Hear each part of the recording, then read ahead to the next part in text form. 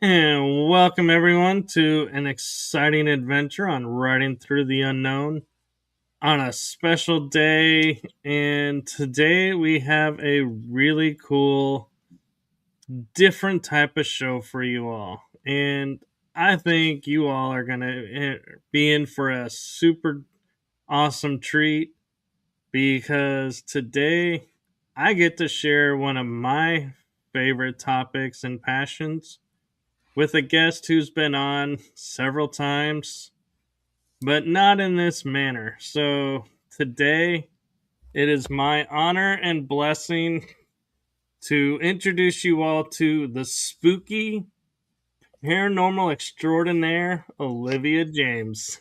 Hi, thanks for having me. Thanks for being on. So, what spooky paranormal adventures has Olivia experienced? I I'm pretty well, so pretty much for everybody, we were talking about how we wanted to keep it kind of like a fun, casual, spooky show. I mean, just something different. I usually come with the doom and gloom, and we were just like, well, let's just do something a little bit different and just talk about some paranormal experiences that I've had over the years. And it's always fascinated me, and it was something actually that terrified me. This is really strange that it was so scary to me, but now I'm kind of like, I go straight into it, and I let entities take over my body and speak. And it's really interesting that how the difference is from when I was, younger and before I was awake, and how terrified I was. So that's why I think it's so interesting, because how scared I was all the time, and now that I just do it I can do it anytime and not be afraid. So I think it's really interesting. I just thought it was fun that, I've been experiencing stuff since I was a little kid, and I didn't really realize what it was. We always watch all these horror movies, scary movies, so we kind of get like, whoa, like I've seen what happens when, there's a dark that's in the dark, and there's something, a little bit noise in the dark. And that always scared me when I was a little kid, that I would see something in the dark. And I was kind of that kid that, me and my family moved around a lot, and when we would move into new houses, I was that one kid that if I was alone in a room, I would get a tap on the shoulder, and when I would turn around, there's nothing there. And that is always terrifying when you're alone. Look, imagine the 80s, you're alone in your room, you're listening to the radio very quietly, and then something taps you on the shoulder, and you look around, and it's a real distinctive type of feeling. And it felt like a human did it. It felt like a real tap. So I turn around, and there's nothing there but air, but you can feel that energy. I remember when I was young, I would go babysitting, and it seems like every time I would babysit, there would be, I have these kids to watch, but there would always be something kind of like in the air, like almost electricity static. And, animals kind of, I remember seeing like the animals in one of the houses I was babysitting. And it wasn't even that late at night. It was maybe like 8 o'clock. And, the family wasn't set to come home for another hour or so, but the kids came, the little kids, they came running. And, they say that they keep hearing all these noises, and their parents knew about it. And right when the kids were like, "Do you want to come downstairs and see?" And I didn't, but we went when we were going towards. I'm looking at it in my mind. I can remembering I was like 14, and then we're going towards the downstairs, and I remember seeing their family dog. He was in the middle of the kitchen. There was no table in there, and he was doing these he was staring straight at the basement door where, the noises were coming from, the kid said. And the dog stopped, and he didn't move towards the door. And he started like, I'm saying, like, as fast as he can, just doing these circles, like as fast as he can. Like, and the little kids were like terrified, and I was scared. And so we all ran and hid in the bedroom. And, you know, and we were stuck I feel like we were trapped in there, because then it started to be like the Amityville horror, where you could hear just a ton of slamming doors everywhere. Slam, slam, slam. And, I'm just a kid, and they're kids, and none of us are going to go see what it was. We could hear the door slamming. The dog kept barking and barking as loud as he could. And, we waited it out until the family got home. and they just, "Oh, yeah, yeah, we have a little ghost here." And a ghost? I was like, "A ghost?" That was like the Amityville Horror. There were things slamming in the house, the dog was going, I mean, this was scarier than the Amityville Horror. I was like, "Never again." I never went back to that place. I never went and took another babysitting gig there, and I was like, "No way."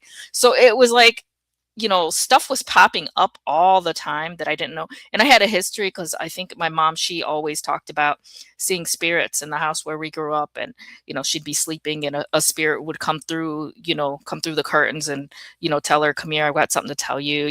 She always told us about, she saw that. She always kind of was into the paranormal. So was my dad too. He was kind of into the paranormal. I remember when I was a really young kid, and he had just tons and tons of books and all these different kind of things he must have collected from the paranormal, stuff that you don't see anymore, like kind of some kind of like books from like the 1700s, 1800s. It was really interesting that he was kind of into that when he was younger. And there's a lot of so I was going to talk about some of the other things that I saw when I was younger, and a lot of it kind of revolved around seeing myself. And it was like kind of like a part of me that was almost like I was haunting myself. So I would see, I always had these kind of like nightmares. They weren't nightmares though, really, because it was a real being. It was myself as a part of my altar that could kind of come. This is weird to say. I mean, we probably should hash this out. Like, how would my altar be able to get out and kind of walk around and kind of like haunt me like its own spirit? I don't think that's something we've talked about before in terms of how altars behave. Because I know the altar now is me, and it was an altar named either it was Ariel or one of the others that kind of is like a survival altar, but they're always the one that looked very scary, like a possessed little girl. And I just think it's interesting that it can behave like a spirit on the outside. It's not trapped within your body. So it was like I always had this shadow following me, this haunting following me, but it was like a piece of me. It was myself that was haunting me. And I always found it terrifying. And I could never get out of that pattern of being scared of this little girl, this possessed little girl.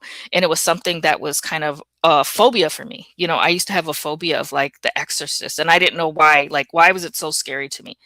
And as I became awakened and things like that, I figured out that they kind of used that movie to in kind of like programming for me. Part of that was part of MK Ultra programming for me, because of my connection to like the occult programs and things like that. They wanted me to feel that and be able to embody that. And it was really crazy because in the movie it was so terrifying, the original movie. But I don't know if anybody's ever seen The Exorcist Part 2. And in the movie Part 2, this girl, when she grows up, she figures out that she had been targeted by this particular entity because she was a healer. She was a natural psychic healer. And so that's why she ended up being open to that, to the entity that came after her and wanted to possess her. And that always kind of blew my mind, because it came from the first movie where it was all, just attacks, to the second where you found out that it was because some of the entities were looking for these kind of like open vessels or open portals in these children that were kind of like psychic and psychic healers and things like that. So that was kind of interesting, to see that all the time. Have you seen those both? I have, and it's interesting your point of view of it because I kind of had a different take of the movie, and so that's what's really cool about the paranormal movies is everybody sees it differently. And when you Hmm. go back and watch, like if I go and watch it today, I'll be like, "Oh my god, I do see what she's saying. How did I miss that?" And that's the beauty of them. And Yeah.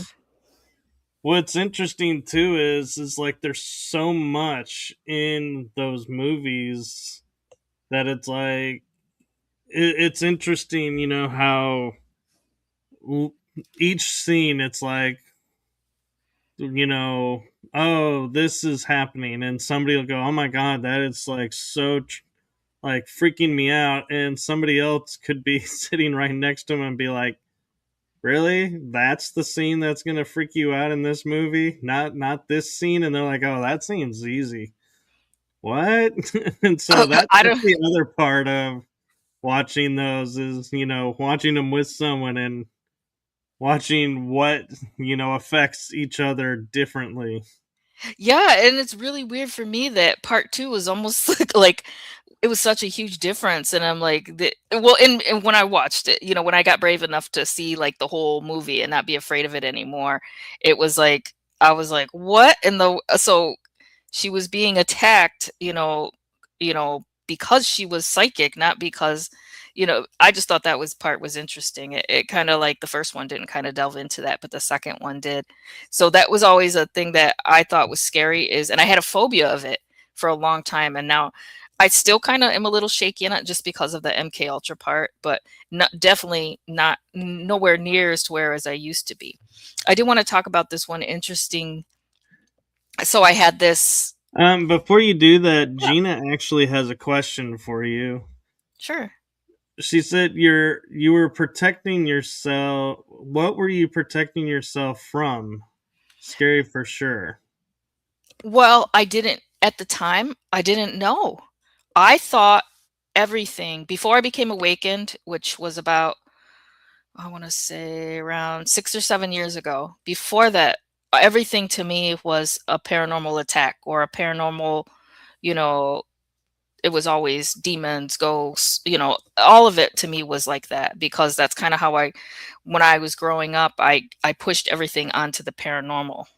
As a child, you're trying to figure out things about your world. And I would have, as a child, I would have never said, oh, that's, MK Ultra. Right. In my kid brain, everything was monsters. And I think a lot of people can identify with that. As kids, something that's so scary, people, attribute to monsters and things like that. Because I remember when I think I was about, I don't know, 13 or so. And, that's right when Nightmare on Elm Street came out, Freddy Krueger and all that. I stayed up late one night watching it.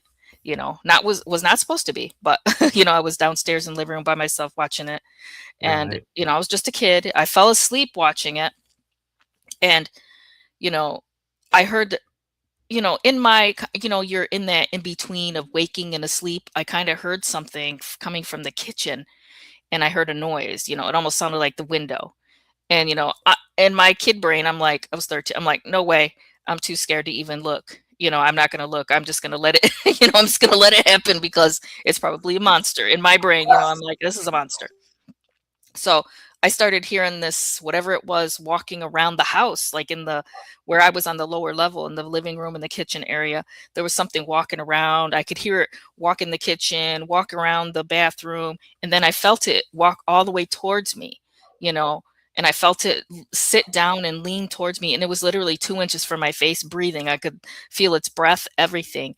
And I was awake at that point, and I was so terrified. I was like almost paralyzed. I couldn't move. But at the same time, I had some type of like survival instinct to play possum. You know what I mean? To not move at all. Something in me was just like, don't move. Don't do anything. I don't know Right. how I could even think like that. That kind of surprised me too. Like, how could I even think like that? Looking back on it, like I should have been just like hysterical, as a little kid, but I was like, no, don't move, don't move, don't move. Because in my mind, all I thought it was a demon or a ghost or a monster, some kind of monster. In my kid brain, I was like, this is something I don't even want to look at it, because I could feel it breathing on me. So the thing Yeah. kind of walks back to the kitchen. I feel it walk back. It sat right in my face for a really long time, probably like 3 minutes, and then it walked back to the kitchen. So I thought it had left. I'm just a kid. I'm like, oh, it left. It's gone.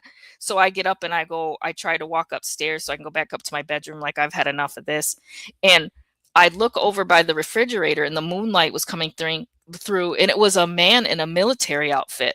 It wasn't a monster. It was a person. And he was dressed in military fatigues. Is that weird or what? And I just started screaming at the top of my lungs, screaming for my parents, like, help, help, help, and they came down, and, everybody was all frantic. And they said I was right, that the window was open, the door was left open. So somebody had gotten in, and it was a man in a military outfit. So that was kind of a strange incident that I tied to like the paranormal at the time, because I was so afraid of what was going on.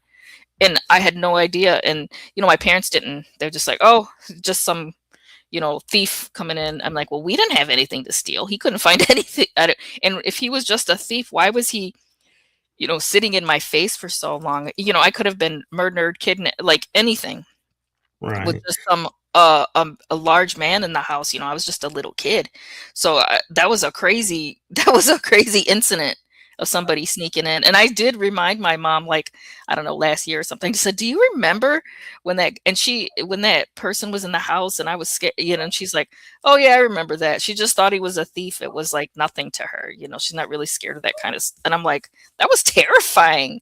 Can you imagine sleeping as a little kid and there's somebody standing over you when you're trying to sleep? That's like a real nightmare right there. That's a real nightmare.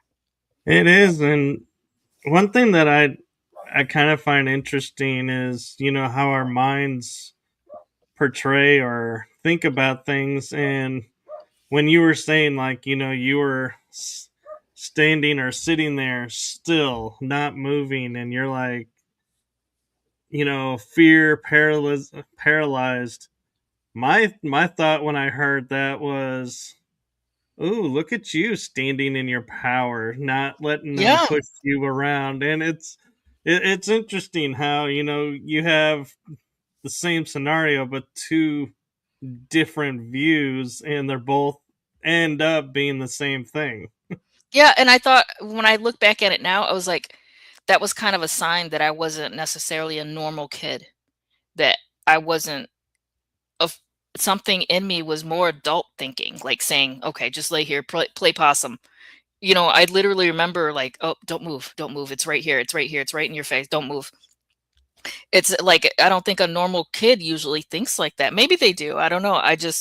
To me, it was a sign for myself that, okay, something was a little bit different about me because I should have been, screaming and hollering and everything. And I just was trying to be strategic about it.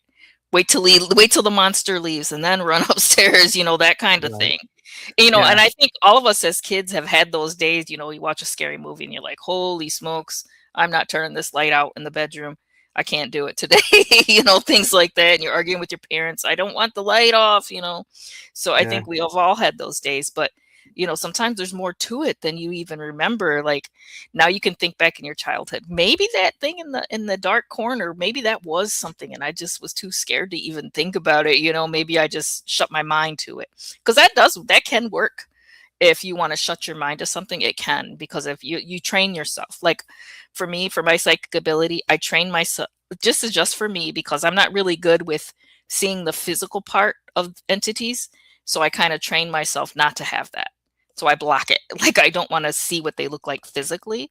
I don't mind the hearing and the energy and things like that, but when they come in your if it were to come to my face, like I'm not really a fan of the way they look. So that's something that I try to block for myself if I'm going to be brave. I'm just like, nah, I'd Yeah. rather not have that. So it's something that I block.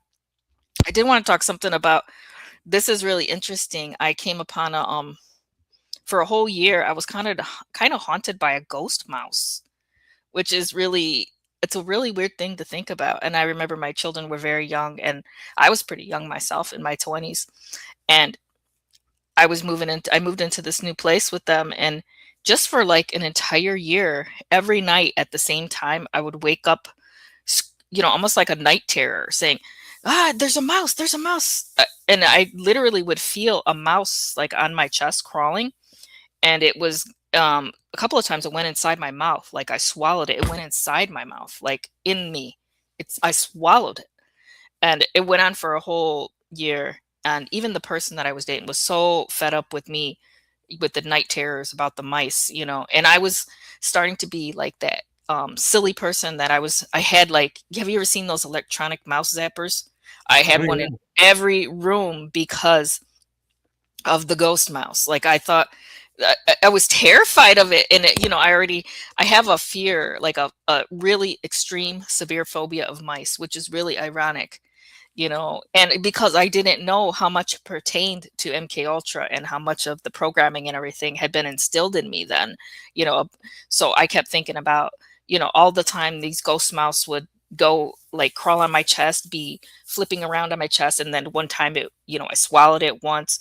And so I was obsessed at the time. Like I was reading tons of paranormal, all these old paranormal books from like the 1800s, trying to find out if there was any legends about ghost mouse anywhere. And there people over the years, in history and in myths had seen these ghost mice and had experiences with them. And I thought that was really, really crazy to see, because now, when I was first discovering MK Ultra, and to have it be an altar for me, it kind of had, at the beginning, had like that scary connotation, but now that I know, it's more of like there's survival altars, they'll keep me alive.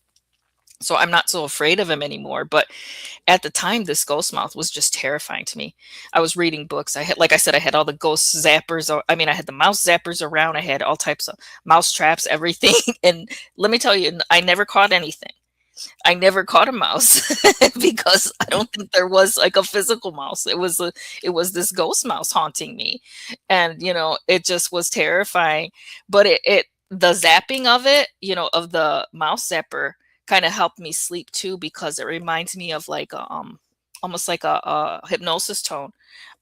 So now I wonder if having all these mouse zappers everywhere zapping at the same time was kind of putting me into like an induction, like a trance induction, in when I go to sleep. So I didn't even know that I might have been putting myself into like a really deep trance with the zapping noise, because it does sound like a noise that they use in hypnosis, like it's that constant zap zap. And that reminds me of we were talking earlier about The Exorcist 2. In that movie, they had Reagan, the girl, her, and she was with another person. They were using strobe lights for hypnosis to try to get and see what she knew. And they were pumping that hypnosis strobe, and it had like this really hypnotic tone with it too. So that's another interesting thing that they put in there. They tied it into like almost like a trance, the trance, to see if she could see anything. And she always saw stuff because she was psychic herself. So that was really cool, I thought. So this ghost mouse, it just somehow just went away after about a year. It went away. And during that time, I had a lot of different paranormal experiences. My kids were having paranormal experiences. They were always, hearing things or seeing things. And they weren't so much as scared as I was, which was really weird. And I never let them watch anything scary. So they didn't have that same fear. They didn't know a ton about like horror movies or anything. So for them, it was just like a really little kid fear. Like, oh, we heard a noise. We thought we heard a noise, and there would be things like you would be sleeping in the room, and in the middle of the night, like a bunch of books would be thrown at your door, or, you would hear like, just doors opening and closing, windows, kind of like jingle, kind of like shaking. You know, I I had one time where, and I'd have those classic hauntings where I would be sleeping and all of a sudden the TV would turn on static, like at a level like a million, as loud as it could be at like 3 o'clock in the morning. And I'm like, oh no, not the witching hour, anything but that. Why couldn't it be, 11:35 or something? No, it's always was at like after 3 o'clock. And I'm like, I was like, I'm not getting up. And I was terrified to get up. It took me about 20 minutes to get up and turn the TV off because I was so scared. I was like, dang it, I don't want to do this. I would have stuff like that when I would have like if I was having a really bad nightmare, like night terror or something. I remember I was afraid to even turn on the lights anymore because I would go if I had a really bad night terror, all that energy was so pent up inside me. It was all this psychic, kind of like pent up energy. And I turn on the light switch and it would just explode all over my head. And it would be so scary. And I would just run back to my room. So didn't even want to get up and turn on the lights because I didn't know how much psychic energy was kind of like trapped inside me. And what's really interesting is psychic energy kind of increases when someone is pregnant. And Oh yeah. I don't know why. Like I remember when I was pregnant with my last child that all the um psychic energy increased and paranormal increased around me. Like I was seeing and hearing things every day, things would be moved around the house every day. Things would be thrown around every day. You know, large pieces of furniture were moving like in a basement. I mean, things that couldn't move on their own, like a weight set, the whole thing was moving. You could even see the tracks where it had moved. Like nobody was down there. It moved on its own. I don't know how that could even move. Like it was so heavy. I have no idea. I mean, maybe somebody could say there was an earthquake or something. I don't know. We don't have earthquakes in our area, but that, I want to be kind of like realistic. Maybe something did move it. I don't know. I had just had so many nightmares. Anytime I would go in the basement, that was definitely a hot spot. The basement for us was a hot spot. And I would have nightmares all the time about basements, something to do with basements. Even now, I still have nightmares about basements. And I'm trying to, I've done a lot of thinking and soul searching about it. And I think it has to do with like the darkness and just that going down, down, down, down. It's almost reminds me of kind of like a hypnotic induction too, when I'm even going down the stairs, like down, down, down. As soon as I go down there, there's like, that's where I do all my laundry and everything. And I definitely 100% heard the Trinity knock. No one was home. It was daytime, totally Amityville horror type stuff. I'm down there doing laundry. It's dark. It's kind of dark. I only have one little light bulb down there. And literally I could feel like you can almost start to feel like a pressure kind of like around by your shoulders, like almost like a tingly type of pressure. And I was starting to feel that. And right by it didn't even feel like it came from a wall almost. It was almost like an invisible wall next to me. And they knocked 3 times. And I froze. I dropped everything. Like I didn't even finish. I dropped it immediately and just ran.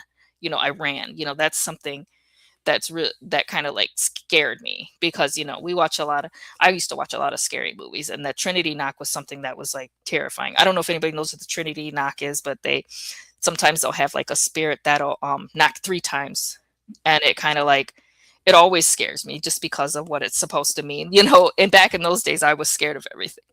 So that was something that was always scary. So like I said, when I was pregnant, it was just everything. It was like just like being in one of those houses when I was babysitting, like just, things moving everywhere, things shifting, things being lost. And then, you find them again in a different place, and those are during those times too, I was still getting taken and used for certain missions and things like that, that I didn't even know what was happening. I was having a lot of,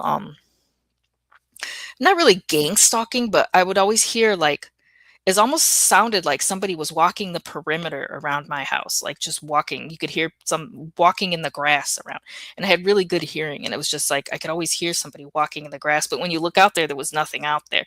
And, I could always, just rationalize it by saying it's an animal every single night, probably just an animal walking around. Or, there's so many different ways you can rationalize all this scary stuff that happens, and it's just sometimes there's just no way to explain things.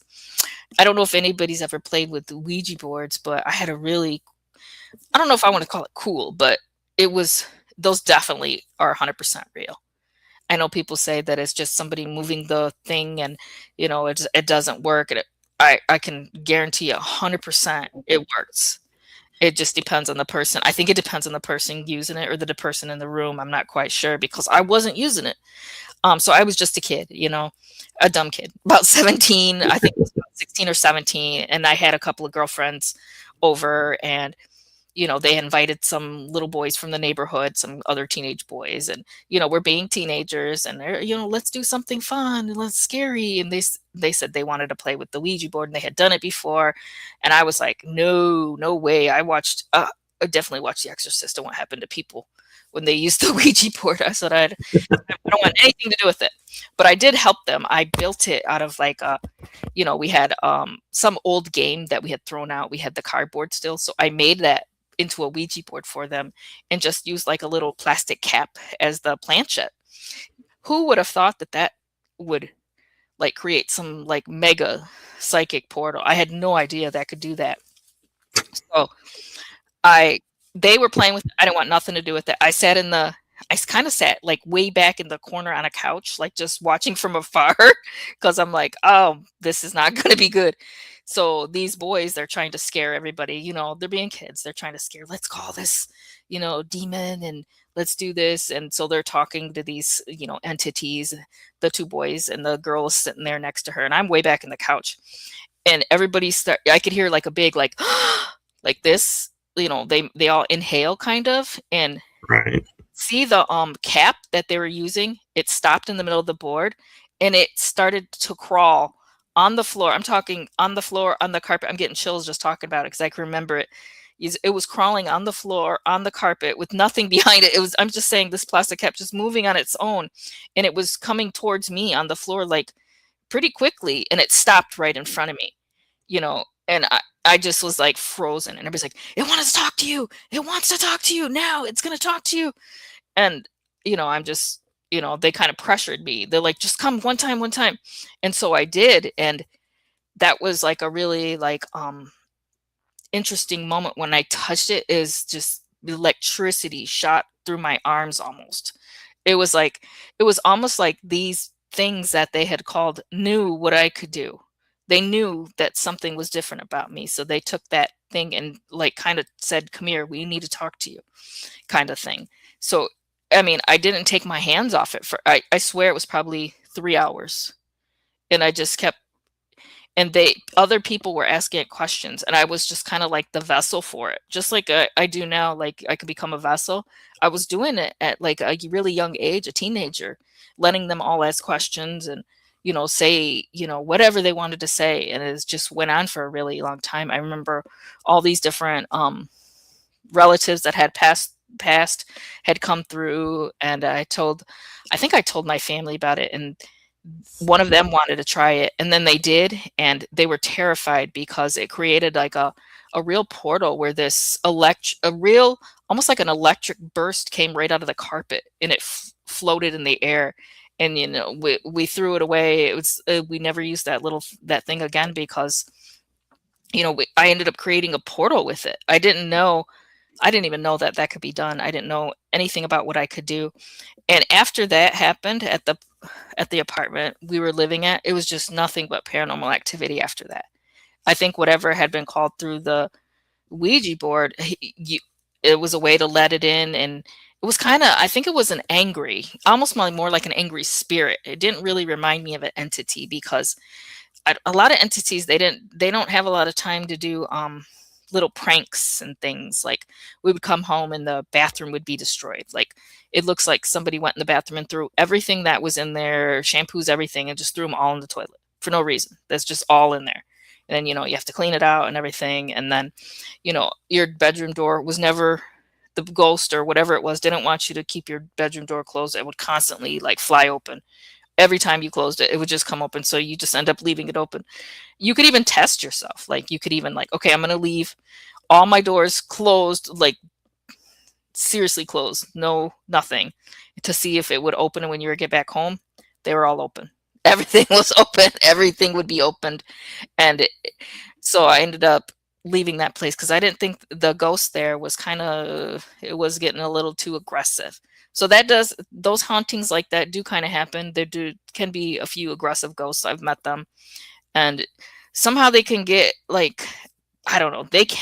I haven't experienced one hitting me, but I know other people have, and then they felt it because like that energy push, they can push it out, if they want Right. it, can build up that much energy. I've seen it. I've had a child that experienced it. They said that was a monster and that it hit them. And, I believed them. I was like, yeah, I bet it probably was a ghost that was angry and they saw something. They are my kids, so maybe they have a little bit of this, psychic energy themselves, and, seeing things themselves and not knowing, what it is really. And they grew up kind of like not scared of it. So maybe in a way they were able to handle it a little bit better than me because, I grew up kind of scared of it. So it was always this so that was a really scary time, that Ouija board. Have you ever seen one or used one yourself? I've seen them, and I've been around them when people were using them, but I never personally like engaged it like, oh yeah, let's do this or that and talk with it. But I still feel like though, because I was in the vicinity of it, yeah, my energy got put into it, and so Yeah. I'm like, yeah, thanks guys. I really wasn't wanting to be attached to this thing, but now I am. Thanks. You know, But that's a good point because we didn't like when we're younger, we didn't know that just being in the room does something. You know, I didn't even touch it, you know, and it came to me and like kind of like pressured me into speaking with it. I didn't even touch the Ouija board. I was just in the room. That's yeah, it. That's a horror movie right there. You're just in the room and the ghosts come and they want to speak to you. And not all of them are scary. I don't want people to think that, you know, all spirits are aggressive and scary. I don't usually have that experience where I'm afraid of them anymore. I don't even if they look scary and something happened to them, or it's not the same as when I was younger. You know, when I was younger I just felt like everything was scary no matter what. Even entities, I'm not really scared of them. You know, they could talk to me, say their names and stuff. I'm not scared of them at all. It doesn't terrify me. You know, I don't think people need to even be afraid of it, you know, in my opinion, because, you know, I've let them inside my body to talk and I nothing happened. I'm not afraid of it, you know, nothing really even happened. And obviously I'm not telling people to try that, but I'm just saying, you know, the fears we have, you know, there may be a lot of factors involved into figuring out what we're afraid of, you know. very true. And I have an interesting question, and I'm trying not to steer it in a direction and staying in the paranormal, Go ahead. but I'm kind of, you having these experiences, I had these experiences. I'm kind of wondering if the paranormal was like our mind's way of coping and preparing us for what we were going to discover about ourselves. And so that's why our experiences are somewhat different and, has a different kind of result in our later lives. I Does think that it could kind of be a make lot. sense? Yeah, I think something like that had to do because of my altar. When I created one of my altars, the survival altar, it came from a child fear of like horror movies almost. I created it in my own body, you know, what could I make that would scare somebody else to leave me alone? And it was this little possessed girl, you know, this image of this little possessed girl that I created to scare other people away from me. You know what I mean? She's that terrifying. She's that strong. She's that, you know, she has that enormous, you know, psychic energy of like that she can put fear in other people. A little tiny girl, you know. So I think it has that. I think you might be onto something that, you know, part of it is, you know, and especially if you're, you know, because I don't, not all, you know, people that were in the program say they've experienced psychic or like paranormal. Not everybody, you know, goes down that road. They might have a different experience, but I think some of us kind of get kind of like pulled into that based on, you know, what they wanted you for, what they used you for, what happened in your particular experience of MK Ultra. Like that happened to me as a child, so it continued as into adulthood. Not everybody had that, you know, mashup or whatever you want to call it, you know. Right. And the other thing that I found interesting is, so you talk about the ghost mouse Hmm. and your alter name that you use a lot is the gray mouse. Yeah. And I find it interesting that I had an experience where I was on a camping trip for one of my birthdays in high school, and I'm on the side of a mountain by myself. Well, I call it a mountain, it's more like a hill, being where I live. And all of a suddenly I see these little wolves, and I see like a mom wolf, and I'm like, oh, this is really cool. And I have an affinity to the wolf. And I walk up, and as I'm approaching, I see the mom noticing me, and she's kind of giving me the look like, it's okay, you can approach. And I'm walking, and all of a sudden, this black alpha appears and charges me. and I see him jump, and it's like I see him jump at me, but the thing is, I never saw him go through me. It's like he stopped somewhere inside of me, and like we meshed, and it's like I was like, okay, I think I just become one with my what I called totem animal growing up, being paranormal. And one of my alters is a werewolf. And so I kind of wonder, in looking now through today's eyes, going, is this a way our alter introduced themselves to us, was through this paranormal experience because the mind would understand it? I got in my personal belief, I feel like we had more to do with how the altars, formed and were created more than programmers did. That's my personal belief because I've seen what they can do and they're dedicated to me. They're not dedicated to handlers, in my opinion. My Right. altars are for me. So I think we, in our minds and our bodies and everything, had more of a hand in creating these beings than they did. Because, we give these handlers too much credit, and saying that, they created altars or the altars they created are going to kill us and things like that. I haven't experienced that.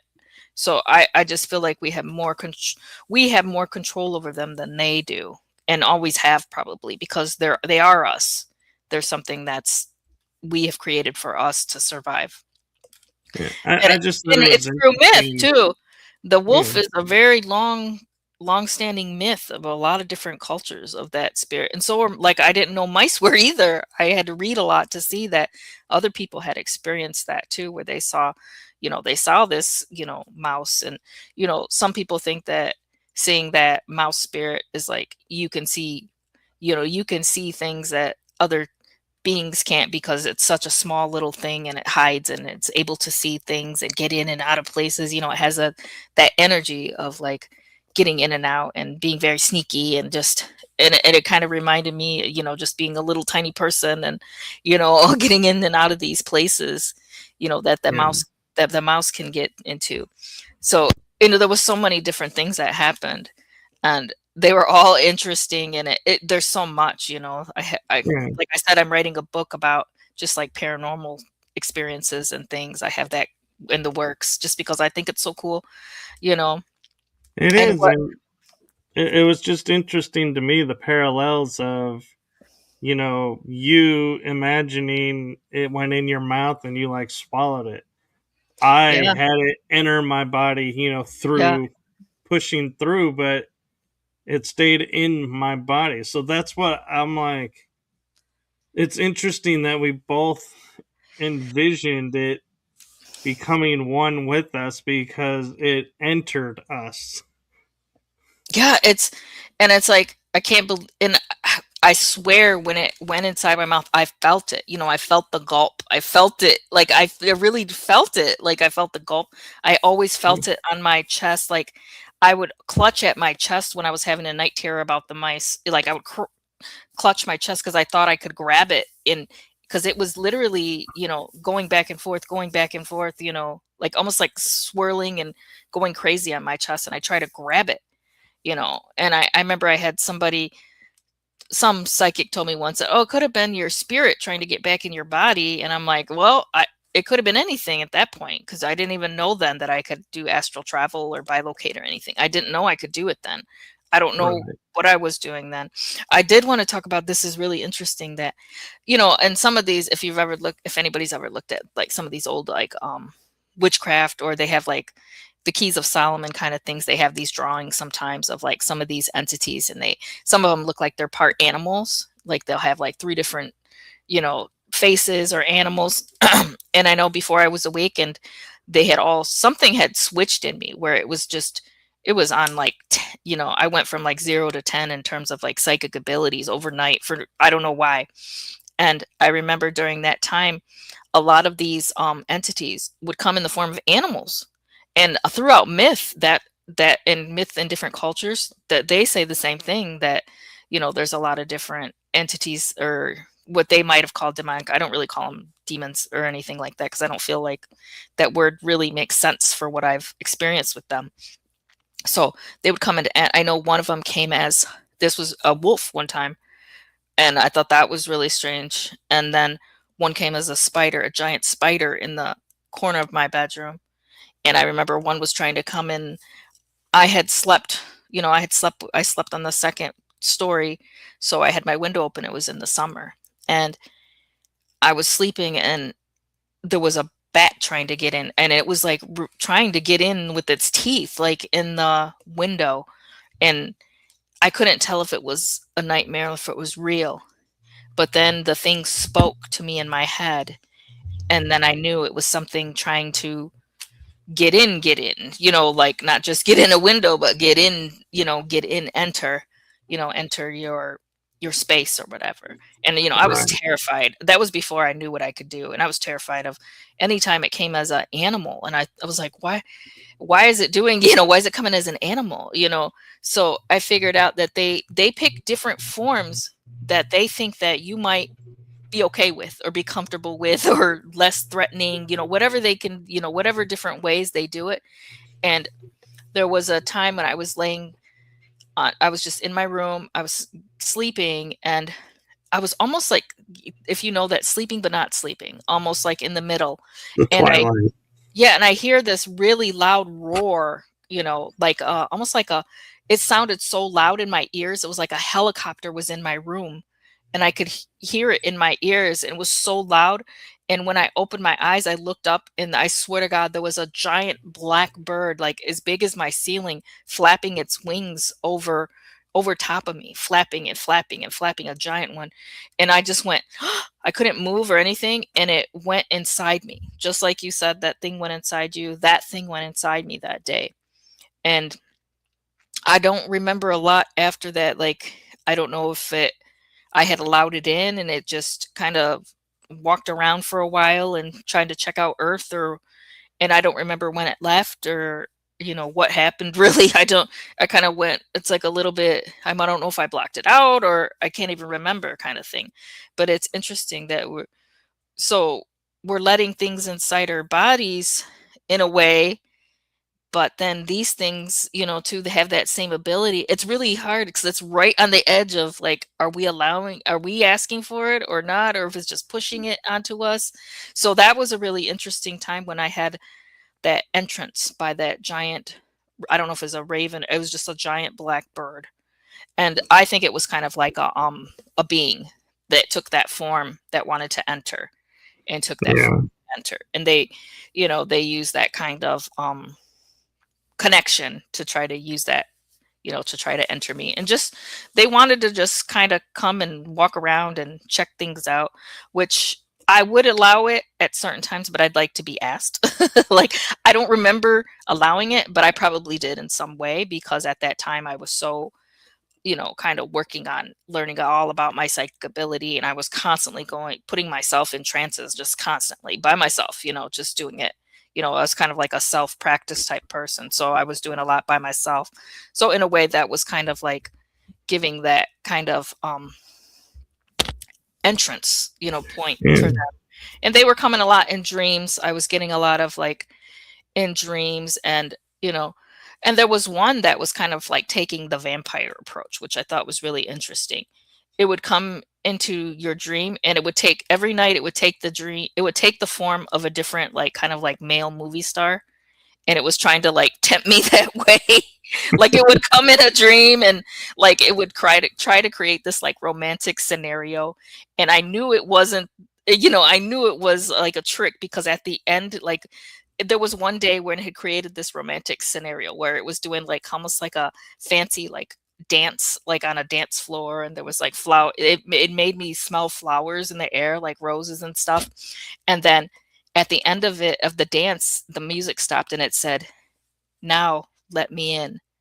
So I was like, "Oh, this is nice try. Now let me in." Like, so if you ever hear those three words, that's, they're trying to ask for your permission to enter.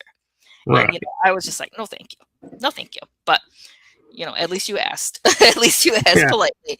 So that's interesting how how many different forms they take. And I know we see this stuff on TV and we laugh at it, but it is real. They do that. It is real.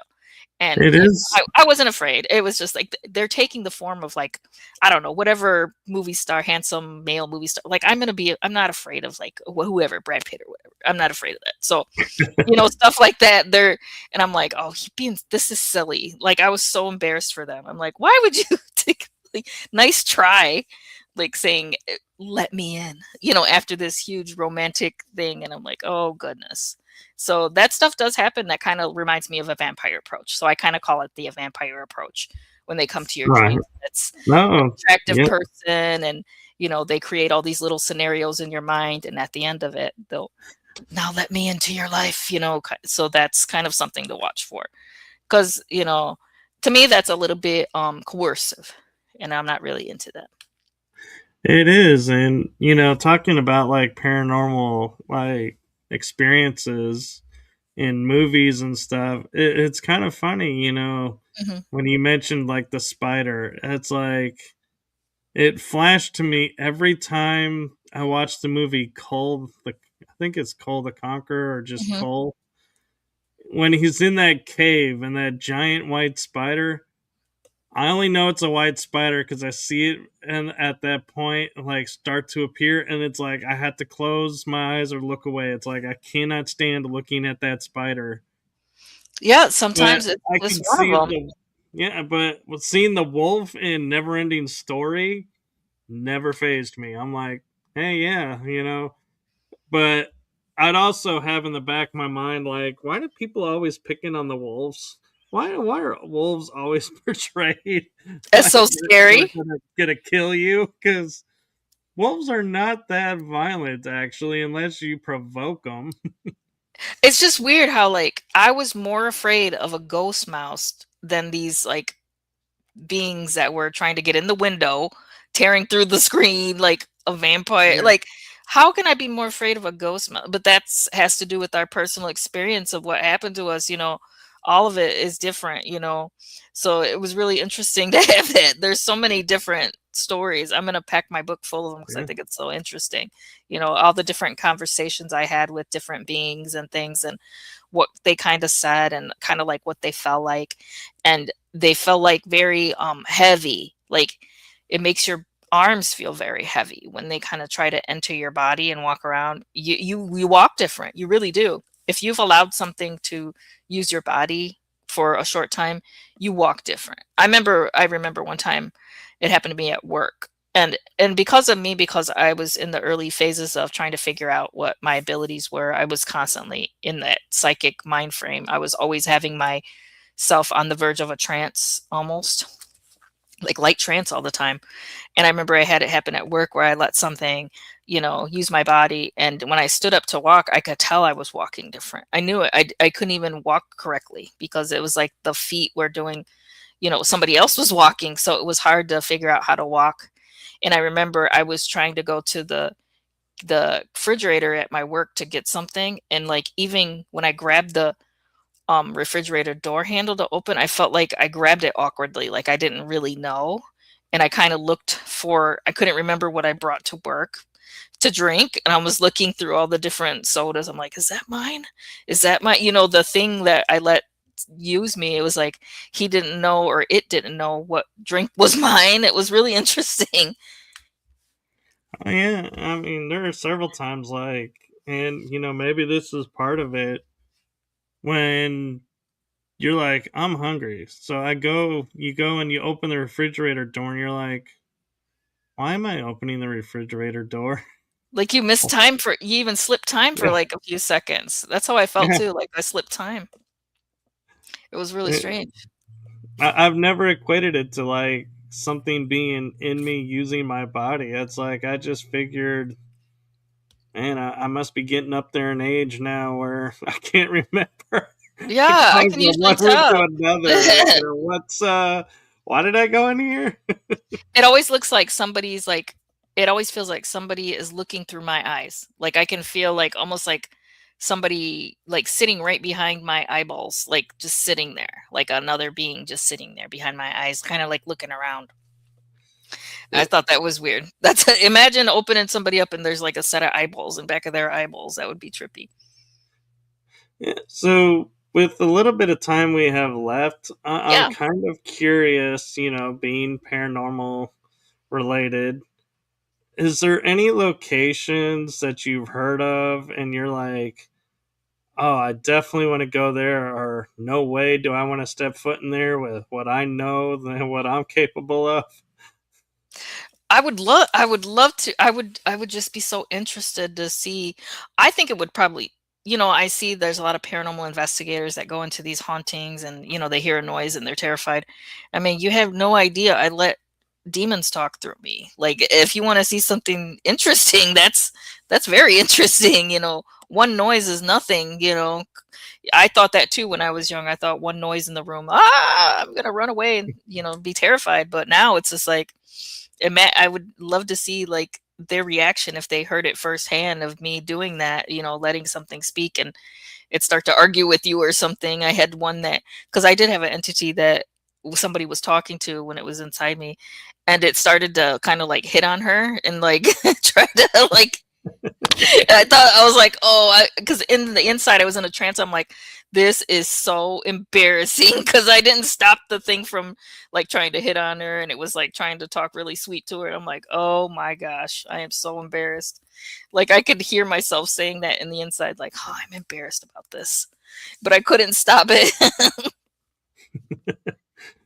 No, I think it'd be fun to I take think you I on always an find it fun. investigation. Yeah, just let me go into like a little short trance and see what happens. I'm laughing because I'm picturing you like going into trance and an altar coming up, and it's like me being me. It's like my altar comes up, and it's like our altars start duking it out or something. Yeah, And everyone's they like, start arguing. "What just happened?" And it only, it's not really when I do it, it's not really like in the movies. I haven't, kind of gone in the air, elevated, or what do you call that? I Oh, the haven't gone in the levitating. yeah, I haven't levitated or anything like that. There's been a couple times, obviously I say crazy shit, but oh, I'm sorry. Say crazy stuff, but there's been one time where I did like this.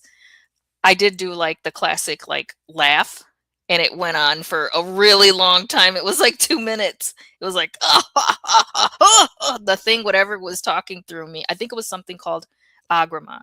And it was just did that really like belly laugh for straight 2 minutes. It didn't stop.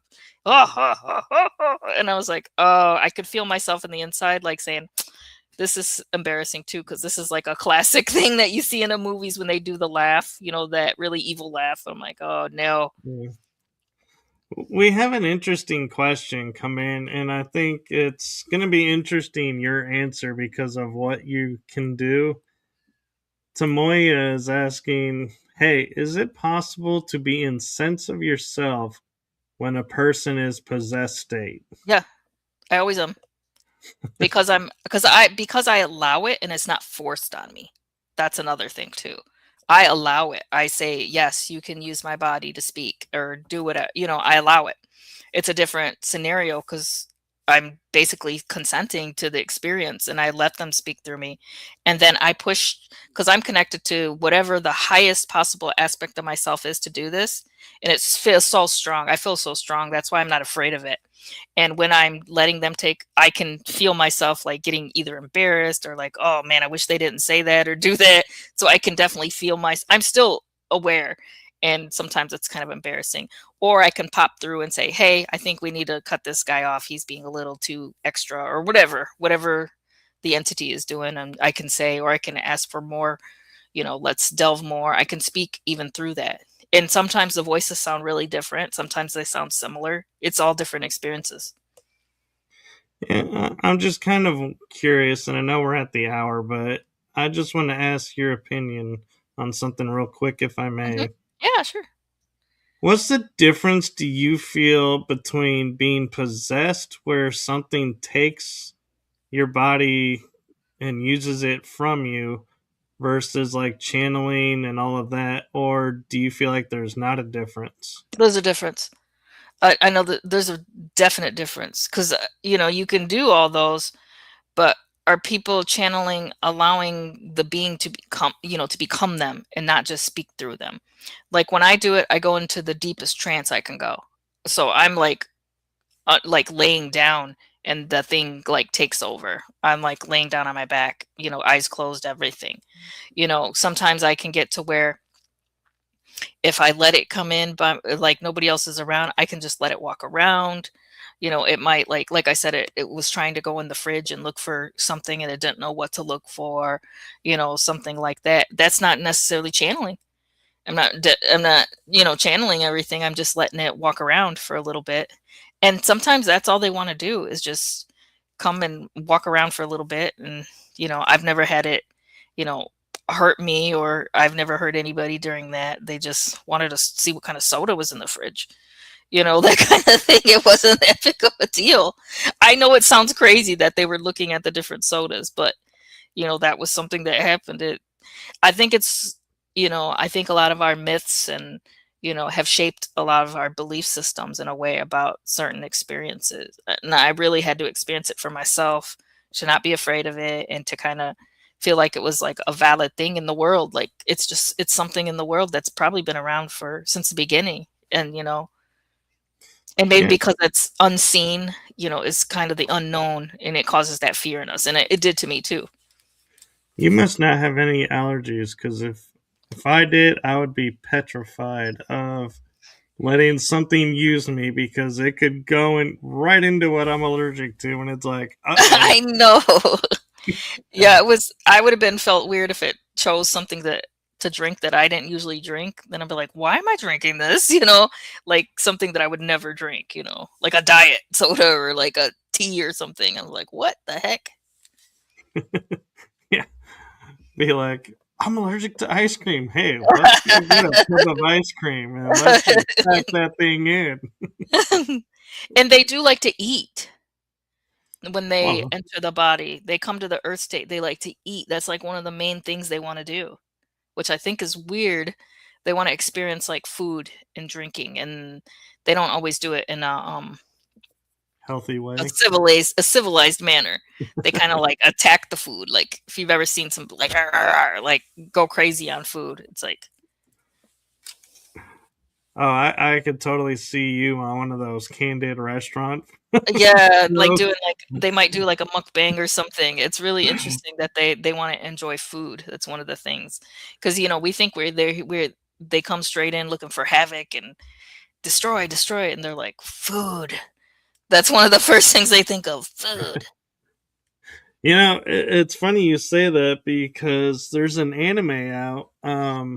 Dragon Ball Super was the Mhm. one that I'm referencing, where they had the god of destruction coming to destroy the earth.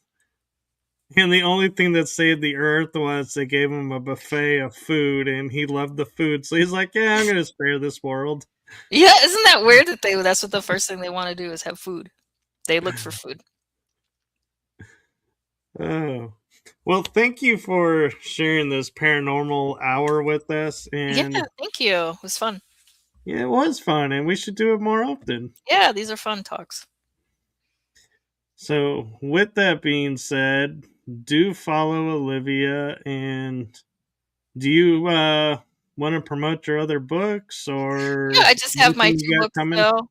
Yeah, I still have all my information. My blog's free. You can go and check out my blog on Substack.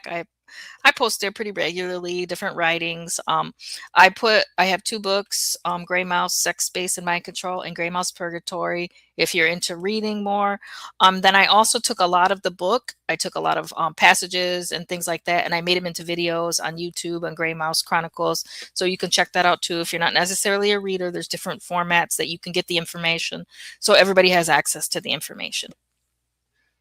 Very cool. And my mod team put up the earlier in the show when we just started the Gray Mouse Chronicles YouTube channel link, so I was putting it back up. And I believe this is one of your Amazon links too. Oh, cool. Yeah, to one of the books.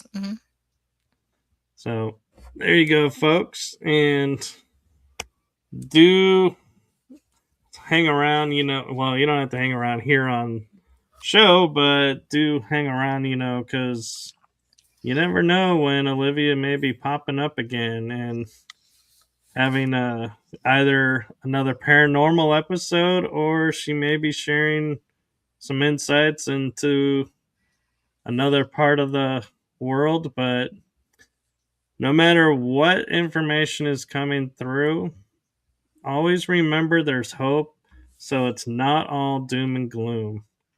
Always be able to find the light in everything because it's there. You just got to look for it. Anything you want to add, Olivia, before we say goodbye Just for now? I just want to piggyback off what you said, and I had an angel tell me once that I was a shadow student and that yes, it was okay for me to work the shadows, but then they said, but always live in the light. Yes. And here's an interesting thing for you, Olivia. I don't know if you've ever thought about this, but when we talk about like shadows and shadow work and shadow beings, we always think in our minds, oh, here's this dark or Hmm. gloomy work that we have to do. But I was looking one day with this year and had this epiphany of, we don't see the shadow unless there's light because it's in the dark. So therefore, the shadow has to have light in it. Yeah, I I feel like they're one and the same almost, like different sides of it. Yeah, because I mean, we always say, "Oh, look, I can see your shadow." Well, how do you see my shadow in the dark unless there's light somewhere? So that's where that epiphany came from of, wow, the shadow is not this dark thing. Yeah, and I don't know if there's been times where I sat outside in the dark and what am I afraid of? It looks beautiful. The dark was beautiful. There's a few stars in the sky. Like, why am I afraid of that? It's so interesting that things change. It is, and it's always like a instant. You'll go to sleep one day afraid of the dark, and then you wake up the next day, go through the day, and when it comes to night, you're like, hey, I want to go outside in the dark. And it's beautiful out there. It's Yeah, nice and quiet and pretty. There's a few stars, you can hear the animals. It's different from when I was younger, definitely. it is. Well, thank you for coming on and Yeah, thank sharing this you. side of you with us. And I do have to say, I really enjoyed this, and I look forward to more of these Yeah, episodes. me too. Yeah, thank you for having me on. Yes. Well, everyone, have a wonderful Sunday. Enjoy your week. Blessings to you all, and we will see you on the next episode. Bye. Goodbye, everyone.